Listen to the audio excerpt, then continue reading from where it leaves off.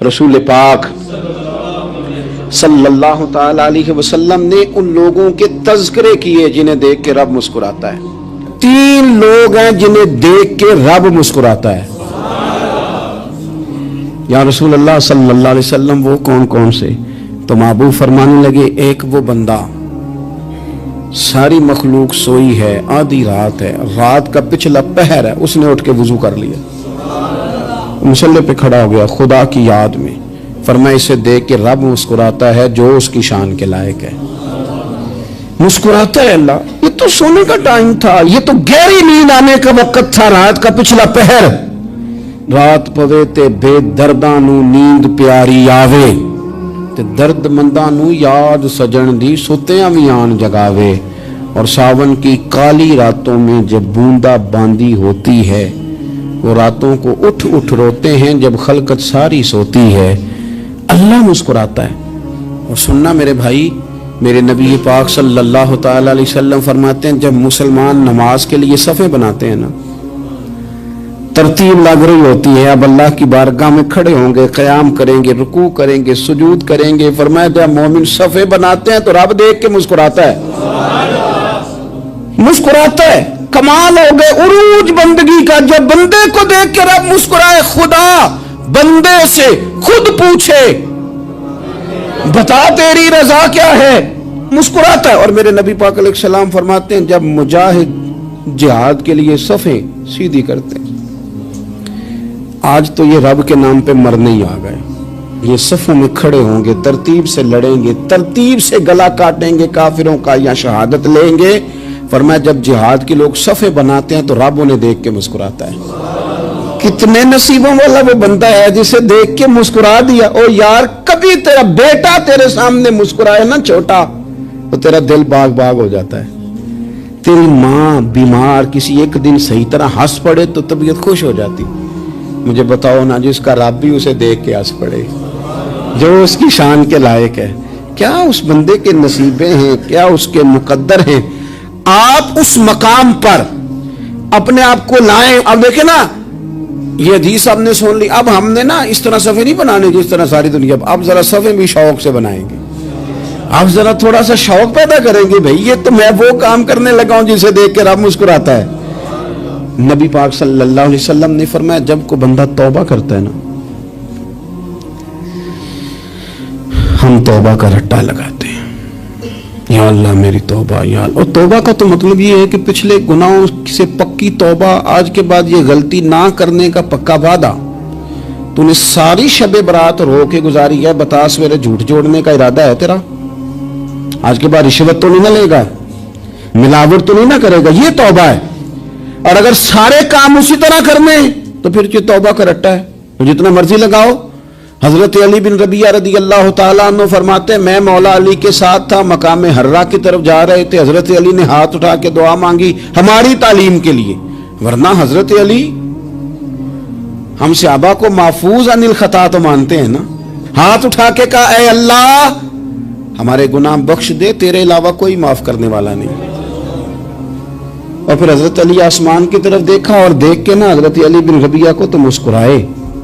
حضرت علی بن ربیعہ کہنے لگے حضور مسکرائے کیوں ہو؟ فرمانے لگے ایک دن میں حضور کے ساتھ اسی طرح آیا تھا، اسی طرح حضور نے دعا فرمائی تھی ہماری تعلیم کے لیے، اور پھر حضور مجھے دیکھ کے مسکرائے تھے اور فرمایا جب کوئی بندہ رب کی بارگاہ میں اس طرح استغفار کرتا ہے تو رب مسکراتا ہے اور مسکرا کے فرماتا دیکھ لو میرے بندوں کو پتا ہے کہ میرے علاوہ معاف کرنے والا کوئی نہیں. انہیں پتا ہے، تم اس کی بارگاہ میں رجوع تو لاؤ، آؤ تو صحیح دو آنسو لے کر.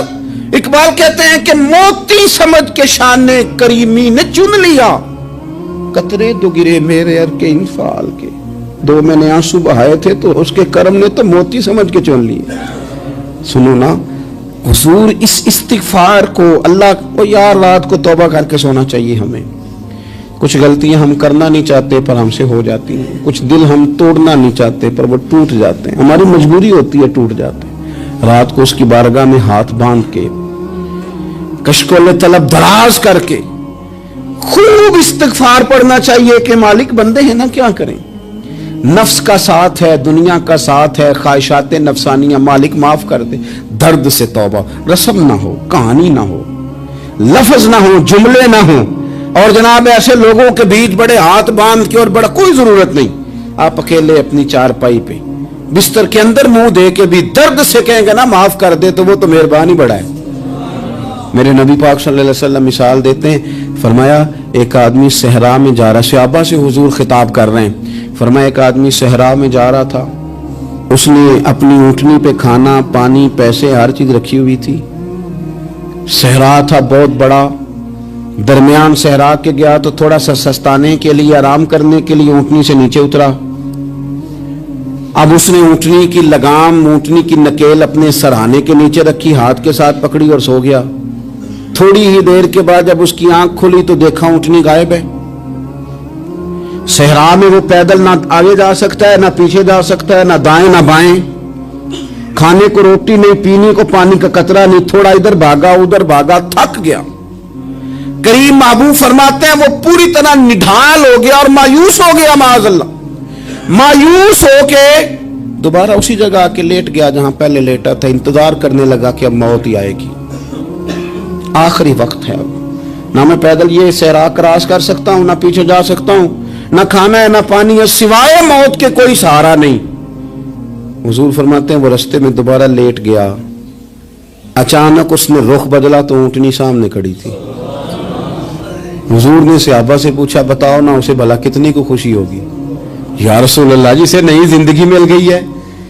آپ دیکھیں نا سارے ڈاکٹروں نے کہہ دیا کہ اس کے تو گردے معدہ جگر ہر چیز ختم ہے، گھر لے جاؤ خدمت کرو، ہر طرف پریشانی ہے. وہ بندہ بھی سمجھ گیا ہے کہ آخری وقت آ گیا، کل جاؤں پرسوں جاؤں، تیاری ہو گئی. سب لوگ آ گئے، باہر والے بھی آ گئے. یہ ماحول ایک عجیب رنگ اختیار کر گیا. اچانک ایک ڈاکٹر نے آ کے کہا نہیں نہیں غلطی لگ گئی تھی. مجھے بتائیے انداز کیا ہوتا ہے؟ بغیر دوائی کے بندہ اٹھ کے کھڑا نہیں ہو جاتا. او میں تو بچ گیا ہوں. نبی پاک صلی اللہ علیہ وسلم فرمانے لگے اس کی اونٹنی مل گئی، بتاؤ بھلا اسے کتنی خوشی ہوگی؟ یا رسول اللہ وہ تو دوبارہ دنیا میں آ گیا. حضور فرمانے لگے اسے کچھ بھی خوشی نہیں ہوئی. جب کوئی رب کا گناہگار بندہ آ کے توبہ کرتا ہے، رب کو اس سے کئی گنا زیادہ خوشی ہوتی ہے. میرا بندہ آ گیا ہے، میرا بندہ آ گیا ہے، میرے گھر آ گیا. اس نے آنسو بہائے ہیں. اس نے کہا اللہ میں تیرا ہی ہوں، تیرا ہی رزق کھاتا ہوں، تیری ہی زمین پہ رہتا ہوں، تیرے نام سے میری سانسیں چلتی ہیں. وہ آ گیا. فرمایا اس اونٹنی والے سے زیادہ رب کو خوشی ہوتی ہے جب گناہگار آ کے توبہ کرتا ہے. گناہگاروں کے آنسو اس کی بارگاہ میں بڑے مقبول ہیں، لیکن ہم رسم ادا کرتے ہیں، توبہ نہیں کرتے. ہم اپنے آپ کے ساتھ دھوکہ کرتے ہیں، جھوٹ بولتے ہیں. میں کہتا ہوں کہ ہم اپنی غلطیوں سمیت اپنے آپ سے بڑا پیار کرتے ہیں، اور دوسرے کی ایک غلطی نظر آ جائے تو ہمیں گھین آنے لگ جاتی ہے. آپ جلدی نہ کریں. مالک نے موقع دیا ہے بندوں کو، نہ وہ کسی کا رزق چھین رہا ہے نہ سانسیں چھین رہا ہے. وہ اپنی زمین پہ چلنے بھی دے رہا ہے، رہنے بھی دے رہا ہے. تو جب اس نے موقع دیا ہے آپ بھی تھوڑا موقع دیں. اللہ بڑا کریم ہے، دروازے کھولے گا، اس کے بندے اس کی بارگاہ تک پہنچیں گے. بدگمانیاں اور پھر بدگمانیوں کا عروج اور اس لیول تک جا کے بات کر دینا ہے کہ جہاں سے خوف آئے کہ یار یہ بات نہیں کرنی چاہیے. ہم نا گناہگاروں پر بھی فتویٰ دینے میں جلدی کرتے ہیں اور نیکی پر بشارت دینے میں بھی جلدی کرتے ہیں، حالانکہ یہ ہماری ذمہ داری نہیں. پتہ نہیں اللہ تعالیٰ کس کو کب توفیق توبہ دے کے اپنے قریب کر لے، لیکن بڑی جلدی ہے، بڑی جلدی فتویٰ دینے میں. اور یہ فتویٰ صرف مفتیوں کا نہیں رہ گیا، یہ میری طرح کے آپ کی طرح کے ڈھیروں لوگ ہیں جنہوں نے جیب میں فتوے ڈالے ہوئے. بھئی آپ نے کیوں ذمہ داری لے لی ہے جنت میں داخل کرنے کی اور نکالنے کی؟ یہ تو میرے رب کریم کا کرم ہے، وہ جس کو چاہے جب چاہے جتنا چاہے عطا کرے.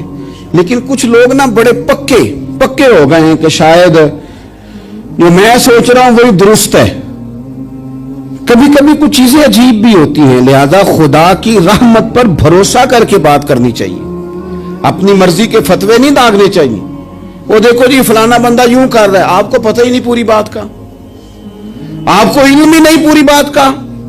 حضرت بہاءاللہ نقشبند بخاری رحمت اللہ علیہ فرماتے ہیں میں حج کرنے گیا تو وہاں میں نے ایک آدمی کو کروڑوں کا کاروبار کرتے دیکھا تو میرے دل میں خیال ہے یہاں بھی اللہ اللہ کرنی چاہیے تھی، دنیا داری کر رہا ہے. लेकिन फरमाते हैं हज से फारिग हुए तो मैंने देखा वही बंदा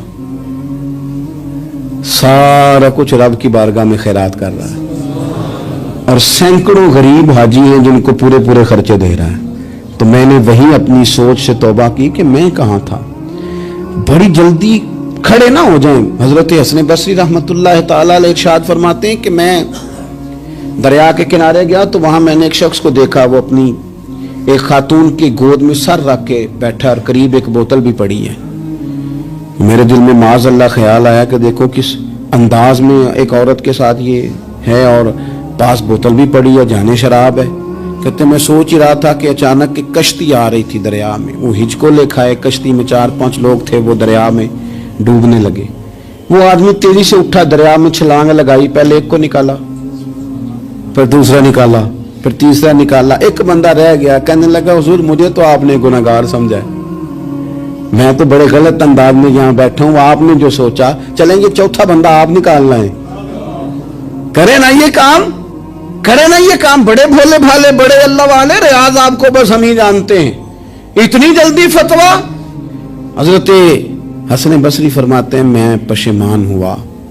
मैंने कहा मुझे तैरना नहीं आता, तू देर ना कर, चौथा डूब ना जाए। फिर तो उसने छलांग लगाई, चौथा भी निकाल लाया और कहने लगा हजरत आपने जल्दी की सोचने में, ये बीबी मेरी माँ है और ये सिरके की बोतल है।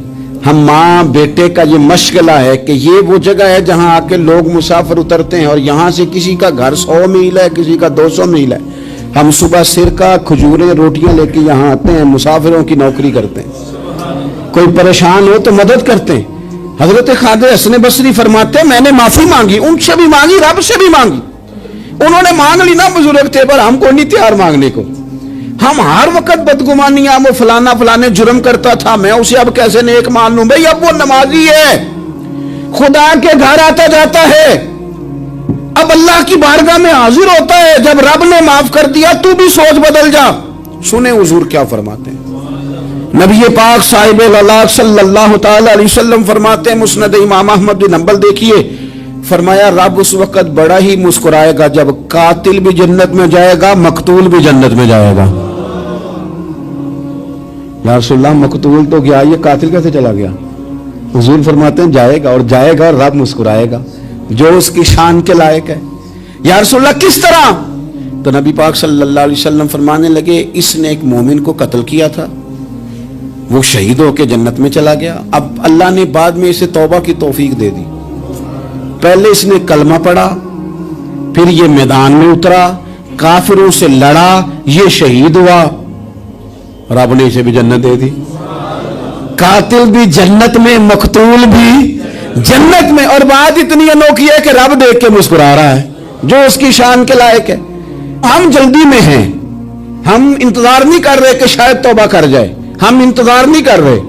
लेकिन मेरे अजीज इतनी जल्दी ना करें। सोचों का साफ होना, जहनों का पाक होना और लोगों के बारे में गुमान का अच्छा होना।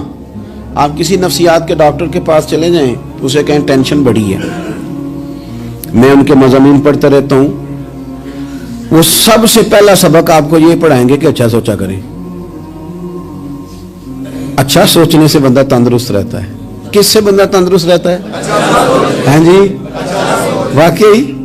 यानी इस वाले पड़ोसी के बारे में भी अच्छा सोचना है घर में, इस वाले के बारे में भी, छोटे भाई के बारे में भी अच्छा सोचना है और बड़े के बारे में भी अच्छा ही सोचना है। कुछ लोगों ने ना पक्का ज़हन बना लिया ये कहने का कि हाथ बड़ा तंग है।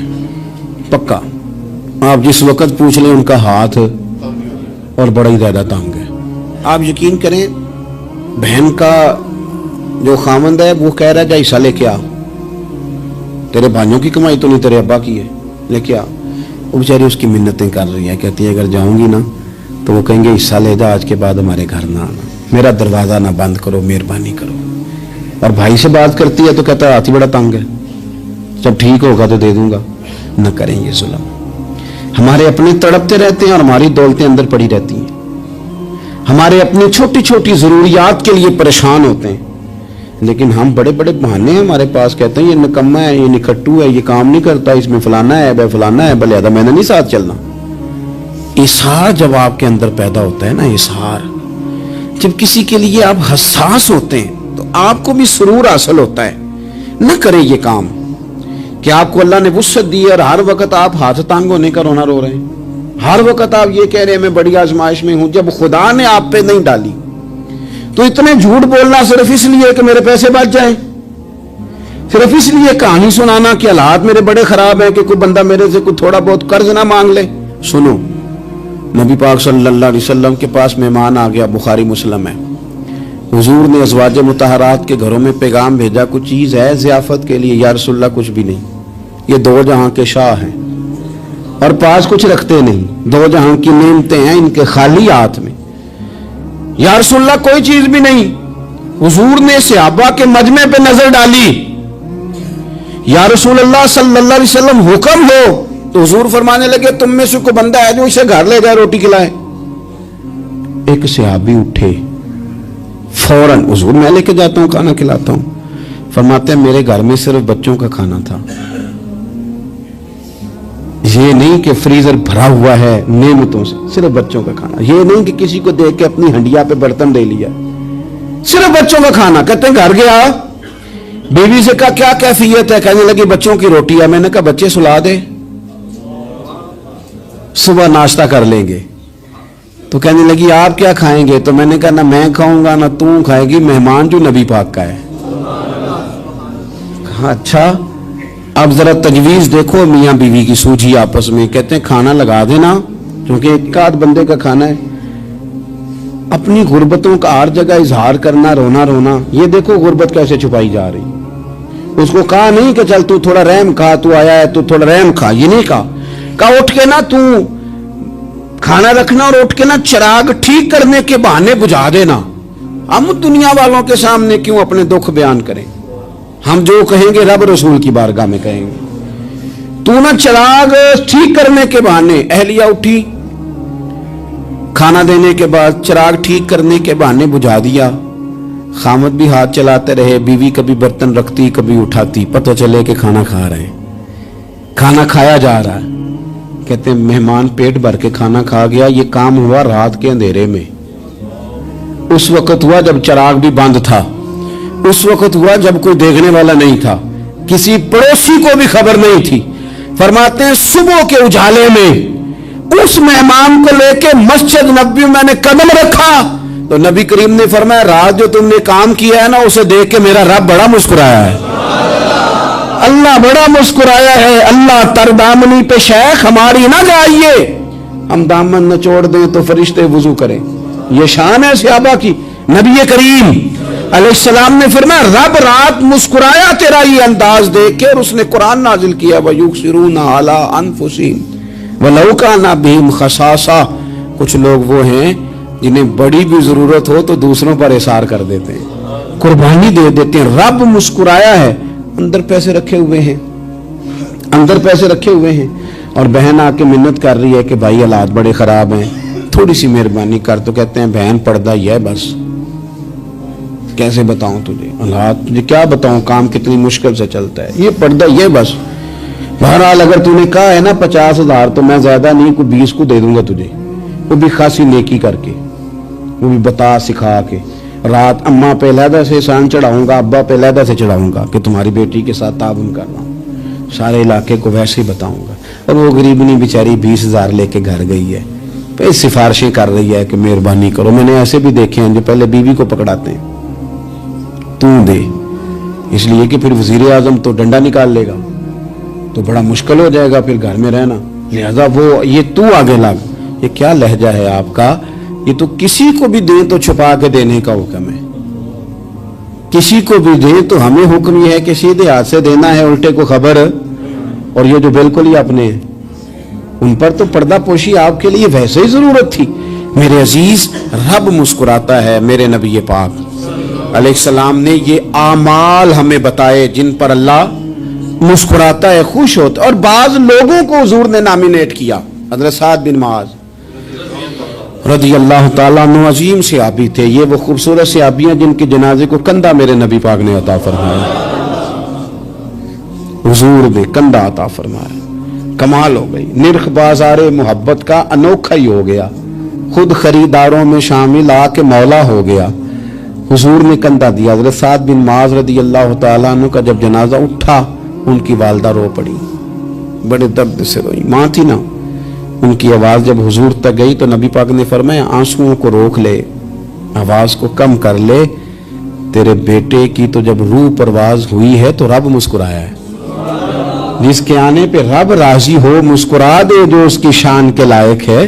یہ تو وہ لوگ ہیں کہ جن کے جانے پر نا رب, وہ کسی نے کہا تھا کہ میرے مرنے پہ ہر سو شور مچ جائے گا, دیکھو گے میرے مرنے پہ ہر سو شور تمہیں پتہ چل جائے گا جب ہم جائیں گے. میرے مرنے پہ ہر سو شور مچ جائے گا, دیکھو گے, اور کہنے الوداع سرکار خود تشریف لائیں گے. اور درویش کہنے لگے بعد مرندے مکھڑا میرا ہو جاوے جے تازہ, پھر سمجھ لینا محبوب میرے نے آن پڑے ہے جنازہ. اور عاشق کا جنازہ ہے, ذرا دھوم سے نکلے اور محبوب کی گلیوں سے ذرا گھوم کے نکلے. فرمایا کہ ان کے تو جانے پہ رب کریم. اور حضور نے ایک دعا بھی دی. حضرت ابو طلحہ, حضرت طلحہ رضی اللہ تعالیٰ عنہ صحابی تھے, ان کا وصال ہو گیا تو حضور نے دعا بھی دی. فرمایا یا اللہ جب میرا طلحہ ہے نا تو اس سے مسکرا کے بات کرنا, یہ تجھ سے مسکرا کے بات کرے جو تیری شان کے لائق ہے. تو اللہ تعالیٰ غائب درجے راضی ہوتا ہے. ایک دفعہ پھر بات دہراتا ہوں, جو میدان میں ڈٹ کے شہید ہو رب اسے دیکھ کے مسکراتا ہے جو اس کی شان کے لائق. جو توبہ صحیح کریں سچی کریں رب انہیں دیکھ کے مسکراتا ہے جو اس کی شان کے لائق ہے. جو نماز کے لیے صفیں بنائے رب انہیں دیکھ کے مسکراتا ہے. جو جہاد کے لیے صفیں بنائے رب دیکھ کے مسکراتا ہے. جو لوگ صبح پچھلے پہر اٹھ کے عبادت کریں رب انہیں دیکھ کے مسکراتا ہے. اور جو کبھی کبھی بھوکے رہ کے دوسروں پر قربان کر کے احسان کر دیں رب انہیں دیکھ کے مسکراتا ہے.